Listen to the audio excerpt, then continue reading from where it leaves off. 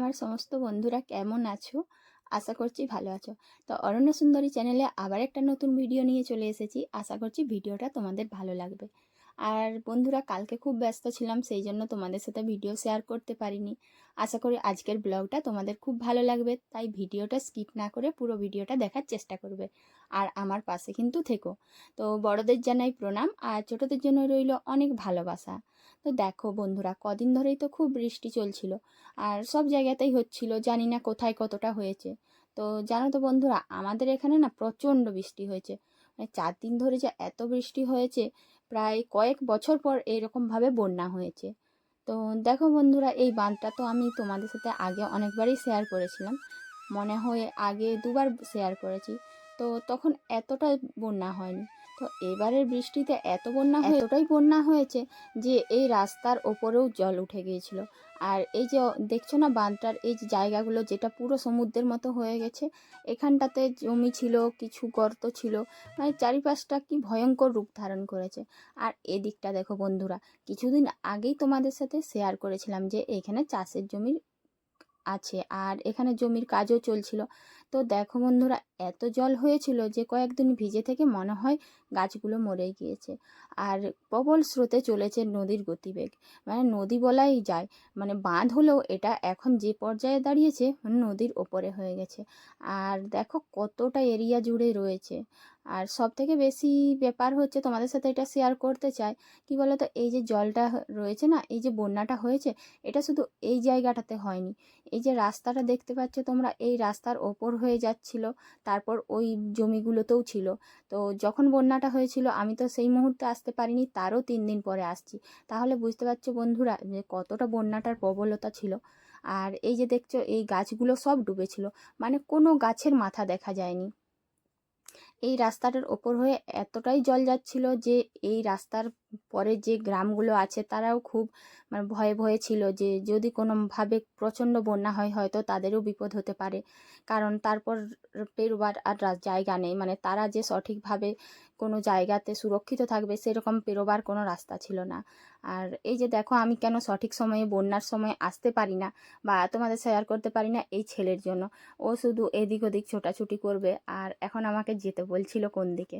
আর তোমাদের দাদাভাই দেখো, প্রকৃতিপ্রেমী মানুষ, সেই জন্য নদীর মতন স্রোতে চলেছে যে জল, তার শব্দ শোনার জন্য চুপচাপ বসে পড়েছে। আর দেখো, এই যে বলছিলাম না, গ্রামের লোকরা খুব ভয়ে ভয়ে ছিল, মানে আমাদের গ্রামের না, তার পাশের গ্রামটা, এই রাস্তা হয়ে পেরিয়ে যেতে হয় তো। আর এই যে ছোট্ট সাঁকোটা দেখছো না, এটাকে ছোট সাঁকো না, ঠিক পোল বলা যেতে পারে, কারণ বাঁশ দিয়ে যেটা হয় সেটাকে সাঁকো বলে। আর এটা দেখো ছোট্ট পোলটা, কিন্তু এটা ছোট হলেও এটা গভীরতাটা অনেক অনেক উঁচুতে। তো কোনোদিনও এটার উপরে জল যায়নি, বহু বছর পরে এটার ওপরেও জল গিয়েছে। আর এটার উপরে এতটাই জল গিয়েছে যে কোনো মানুষ পেরোবার জন্য সাহস পায়নি। আর জানো তো বন্ধুরা, এই পোলটা অনেক উঁচুতে তৈরি হলেও এটা খুব বেশি যে মজবুত তা না। সেই জন্য গ্রামের বাসিন্দারা সবাই খুব ভয় পেয়েছিল যে যে কোনো মুহূর্তেই ভেঙে যেতে পারে। তো যাই হোক, ভাঙেনি। আর এখন 2 দিন একটু জলটা কমেছে, সেই জন্য কিছু কিছু মানুষ যাতায়াত করছে, কিন্তু কোনো বড় গাড়ি পেরোবার সাহস পায়নি, যে কোনো মুহূর্তেই ভেঙে যেতে পারে।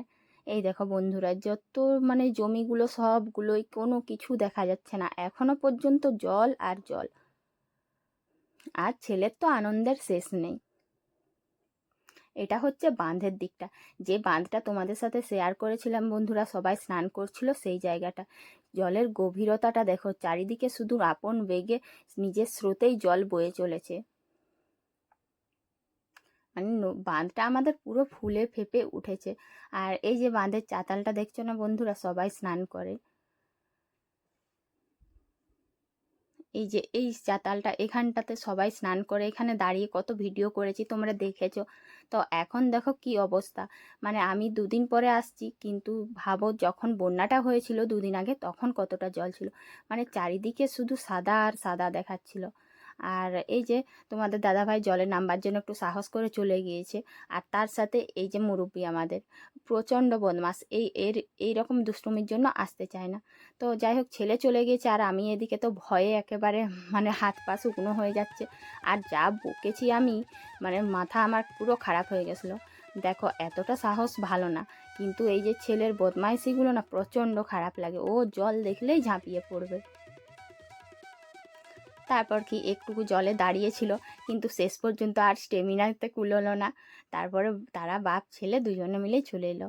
আর এটা গ্রামের একটা বৌদি, ও কাছাকাছি করছে সেই জন্য এসেছে। তো কেউ আর বাঁধে আসে না সেইভাবে, দু একজন আসে। তারপরে দেখো আমাদের এখন যে বাড়ি যাওয়ার পালা। আর এখানটায় এখন বাইকটা আর সাইকেলটা দাঁড়িয়ে ছিল, কারণ একটা বড় সাপ বেরিয়েছিল। এখন আমরা এই কাশফুলের মাঝে মাঝে বাড়ি চলে যাব। আর জানো তো বন্ধুরা, কেন গ্রামবাসীরা আসে না? এই যে পোলটা দেখলে, এই পোলটাতে ওপরে জল উঠেছিল, আর সেই দিকে যে আগের পোলটা দেখলে ওটাতে, তো দুটো পোলেই যদি এরকম খারাপ থাকে, মাঝখানে বাঁধ, তো গ্রামের বাসিন্দারা যদি যায়, তো বাঁধে যখন খুব বেশি বন্যা আসবে তখন তো ধরো মানে সবাই পুরো ডুবে যাবে। সেই জন্য কেউ আর সাহস পায়নি। আর এখন কাশফুলের ভেতর হয়ে আমরা চলে যাচ্ছি। কি দারুণ শরতের কাশফুল, দুর্গার আগমন ঘটে যাচ্ছে এই কাশফুল দেখেই। তো বন্ধুরা, আমার ব্লগ যদি তোমাদের ভালো লেগে থাকে, নিশ্চয়ই আমার পাশে থাকবে, সাপোর্ট করবে, আর আমার চ্যানেলটাকে একটু সাবস্ক্রাইব করে দিও। তো বন্ধুরা, সবাই ভালো থেকো, সুস্থ থেকো। আর আমি যে কাশবনের ভেতর হয়ে যাচ্ছি, এটা একটু দেখে নাও, কি দারুণ অপূর্ব লাগছে, তাই না? এই শরতের কাশফুলগুলো দেখতে যে অপরূপ লাগে সেটা নিশ্চয়ই তোমরা জানো, আর তাই তোমাদের সাথে ভিডিওটা শেয়ার করলাম। তো চলো, টাটা।